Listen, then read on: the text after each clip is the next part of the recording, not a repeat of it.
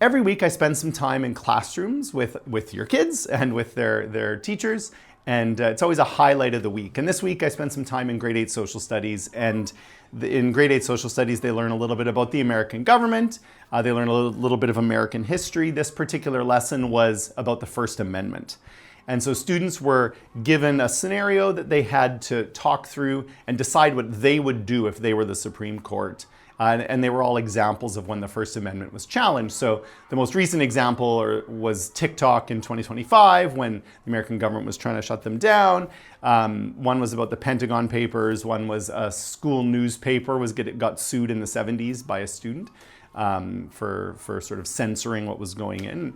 And it was great because these kids were taking what seems like a pretty cut and dry rule, you can speak freely, and having to look at it in a way that they had to tease out some of the gray that exists in that. What are the limits on free speech, and when is it justifiable to limit speech, and when is it not? And it was great discussions, and I was impressed with the level of thinking that our kids were doing.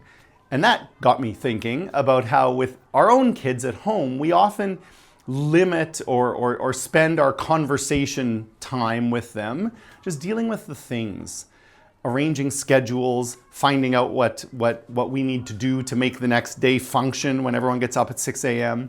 And think about a strategy of trying to flip that a little bit by listening to the news with your kids or watching the news on TV and just spending that 10 minutes even watching, listening, and then just having a conversation about it. And starting that conversation just with questions to your kids. As a way to engage and to get to enjoy some of what I get to enjoy every week when I see your kids in classes. You might be impressed by what your kids know and think and feel, so give it a shot.